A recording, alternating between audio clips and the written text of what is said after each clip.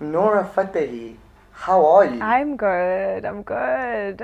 I am so excited and at the same time relieved that this is finally happening. Because I feel like as much as the world knows about you, you're still an enigma. Really? Yeah. In this day and age, I don't know if anyone can be with social media and stuff. I feel like you are to an extent because I think you let people see how much you want them to see of you, as everybody does as well. How hard is it being Nora Fatehi? Oh wow, nobody's ever asked me that question. It's hard, but it's also fun. So it's got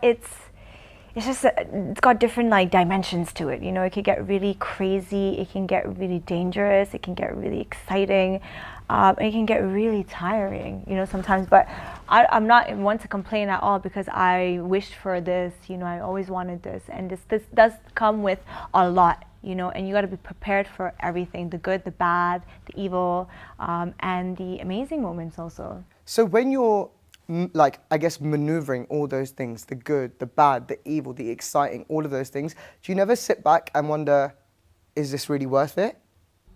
No, because when you are doing something that you love and you're doing something that you know you are meant to do, because like everybody who's really successful in their field, no matter what field it is, and they're naturally just good at their job, they know that, okay, this is what I'm meant to do, right? So you don't really think about what's the end of this all, like, is it gonna be worth it or not? The fact that you're within the journey itself and you're reaching every milestone and every achievement and you're enjoying certain moments, and it's not just the moments of the success of it all, but even the moment with your team when you know, create certain visions. Like everyone in my team has a certain vision, whether it's like the aesthetic department, the styling department, the choreography department, and then when it all comes alive, for us, it's always worth it. Always worth it. But you know how you said to me, you knew you were always supposed to do this? Everybody told you you weren't. Yeah. Everybody in your life told you you are not supposed to do this. Right, yeah. You are not supposed to dance. You are not supposed to sing. You are not supposed to enjoy doing something that you feel so passionately about. So when the world's telling you you are not supposed to do this, how do you tell yourself that you are? I think I always, I was born with self-belief, like immense self-belief. This sort of confidence, I don't know where I got it from. But Where did you get it from? Like, what were you watching? I don't know from where, but there's this alter ego of mine that tells me you are the shit, like it's you and there's nobody else, you know, and you can do it. And I think that voice inside that always hypes me up, like my inner hype man, I would like to call it, you know, really makes me block out all the noise. And it does sometimes discourage me when I hear someone say something like that, but then I look at myself in the mirror, I'm like, oh my God, girl, you got this. Look at you, you know, look how you move. Like, and I give myself so much credit that a lot of the things that I do are not even trained. Like, I always taught myself things. So if I gravitate towards, you know, dance, music, art, cinema, films, acting, and I understand it, and my brain visualizes things, and I do them with my body, you know, and just with my whole persona, I know that this is me. Like, this is correct. So if anyone says I can't do it, like, for example, the girls in my school, in my middle school, used to bully me and say, you can't dance. But that one move I knew, I was like, but I can do this one move very good. What was that one move? It's just a hip move, you know? It's just a tumka. One tumka, and I'm like, but it's like, it's clean, it's nice, you know? I look great doing it. So I just always, if someone gave me a negative response, I always battled it with like triple positive response, you know, and that's because I was just always feeling myself. But you know, you've got to have like crazy levels, like you said, you're your own hype man, but you've got to have like crazy levels of self-confidence to do that. You have to, and I'm telling you, I built this during my school days, like when I was in middle school, high school, because I was always the first one up on stage for all our school events. And you know, when it's like the school event and all the students of the entire school are watching you and you gotta perform, you know, and everyone's showcasing some talent of theirs. No matter how much someone would laugh at me or would be like, oh, she's not all that, I always stood on top of that stage thinking I am the diva. And what would you perform? Everything. I'd perform, like I remember I performed Oh, this is so funny. My first performance was Mahive, Shah Rukh's song. Oh, yeah. Yeah, with a couple of girls, and then we mixed it with like this Arabic song, some old Egyptian song. And that was my first performance. We were wearing like lehengas and stuff, and I was moving around that stage like the star, you know, even though I was a little kid, right? And I owned it, and I remember I danced to Ajana Chale also a couple years later, and Dola Re Dola with my friends, and we constantly would perform on stage, you know. And I remember once I danced to some Amar Diab song, like an old Egyptian song, and I mixed it with Toxic, Britney Spears song. I was in another world, like I was in La La Land, and I loved it because that's what built my confidence. That's what allowed me to understand stage, allowed me to understand how to work an audience, you know, at a very young age, even though there was nobody to teach me that. But I think moving through it was basically learning on set. That's how I like to call it, you know. Because you don't have any connections to any film industry anywhere in the world, let alone Bollywood. I mean, you're not even Indian, right? That's the first challenge you're facing, is you're not of the ethnicity that the majority of the actors in this place are. Then you're not from any families linked to anybody who might know somebody. You don't speak the language as your native mother tongue. You don't look traditionally Indian either, a little bit, but not traditionally Indian. Where the hell do you start? Like, where do you even start and think, I can do this? Because, first of all, I always, if we speak about the look, maybe not traditionally Indian, but what is traditionally Indian? Like, India is such a big country with different skin tones, different features, different hair textures. Like, one look is not Indian. We have North Indians that look a specific way. A lot of them do look like me. Then you have South Indians who, their skin color is different, their features are different. And then you have like Northeastern Indians who, you know, look totally different. So I don't think there's a standard aesthetic to what an Indian would look like. And there is a standard aesthetic to what Bollywood looks like. Yeah, though. And we know what that is, right? Light skin. Yeah, right? And long like hair. Certain features, you know, big eyes, you know, sharp features. And some may argue that's not Indian, right? Some may argue that is ambiguous in ethnicity. But I mean, who are we to judge that? Because India, it's a mixture of features, and we should celebrate all of that. And I remember when we did Dance Meri Rani, we were in my vlog, we were talking about the curly hair, the Afro vibe, and the Afro aesthetics that we added in the music video, and celebrating that. But at the same time, we discussed that there are a lot of Indian girls also who have curly hair, Afro-like hair, and you know, they may not be celebrated in our industry much, but they are beautiful, and I'm always hyping that up, that kind of aesthetic. But to go back to what an Indian person looks like, I mean, there isn't one example. There's just so many. And I've seen Indian girls who shared my aesthetics, my features also. So I always thought I could blend in. I mean, I came in a time where Katrina Kaif was, you know, taking over, and I would be like, okay, well, you know, we don't look that different, you know. So I never felt insecure that, oh my God, I look like an outsider. No, I'm not Caucasian, you know, I'm not a white girl. At the end of the day, I'm a North African, Moroccan woman, and a lot of Moroccan women do look Indian, and a lot of Indian girls do look Moroccan too, you know, and Middle Eastern. So we all do share a lot of genetics. So I never felt insecure about that, but I did feel insecure about other things, like the fact that I landed in Bombay and I didn't know Hindi. I didn't know the language, and at that age, I'm like, do I need to learn another language now? Like, am I going to be able to? Because they say when you're younger, then you can pick up faster languages. But then when I was like listening to people speak, I'm like, wow, there's a lot of similarities with Hindi, Urdu, and Arabic. I know a couple of words that are exactly in Hindi, so let me push myself, let me do this, you know. And I think there was a point when, I think my second month in India, I was like, okay, Nora, if you're gonna do this, then you gotta go all out. You need to change the way you speak. You need to tone down that Canadian accent.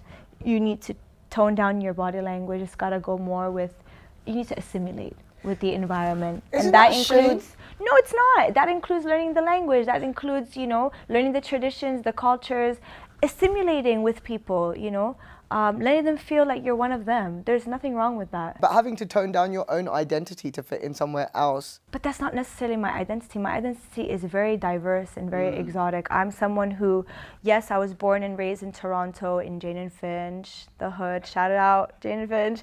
And we have a certain way of speaking. Our body language is very urban, it's very this, very that. Yes, but at the same time, I'm also Moroccan, right? So when I go to Morocco for my summer vacations, I have to now speak Darija, and I have to, like, you know, tone down the Toronto-ness of it all and be more Moroccan and, you know, assimilate. And even when I lived in Saudi for 3 years, when I was like 15 years old, I learned Arabic there. I learned the different dialects of Arabic, and I assimilated within that world too, you know. So I am someone who's like a chameleon. Wherever I go, I have to understand my environment, respect my environment, and assimilate to that. It's also a form of respect too. And I knew if I'm going to come into this industry, I should not allow anyone to have one thing to speak about me.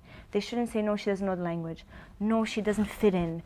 No, she doesn't get it. You know, I need to be the one that gets it in order for me to grab the opportunities that I knew I was capable of. But that's because the challenge for you is so much harder as an outsider, right? That's because you're not going to get a second opportunity, a third opportunity if you fail at the first hurdle. So you have to make sure all those things are you're at your A game for every single one of those. That's a lot of pressure on you as a young woman going to a country that you're not familiar with, trying to build a life for yourself in a space that hasn't traditionally been welcoming. I know there's exceptions like Katrina, but it's not traditionally welcoming. It's not, yeah, it's fact. Like, we should not beat around the bush. It is what it is. It is hard.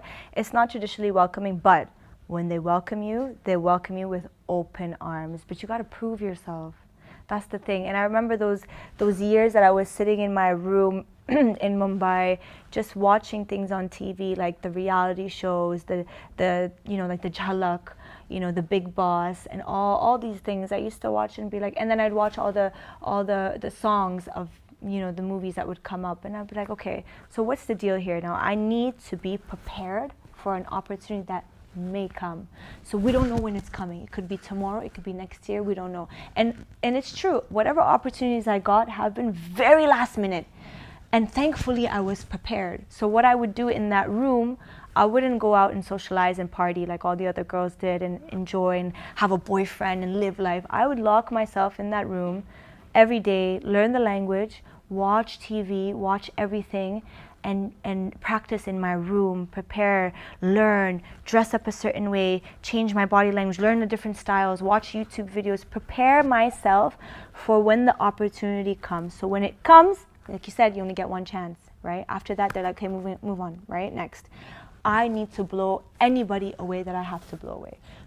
You know, what you mentioned there is really interesting about focusing on the work, not spending time socializing, partying, doing everything that people traditionally associate with Bollywood, right? They think it's a rock and roll lifestyle, No, like they think not. everybody's a diva. No. But actually, when you put your head down and you work with blinkers on, people think you're a bitch. Like, the truth is... Yes. And maybe the people do think I'm a bitch sometimes, and they say I'm difficult, and people do say I get hyper at work and stuff, and I'll explain that.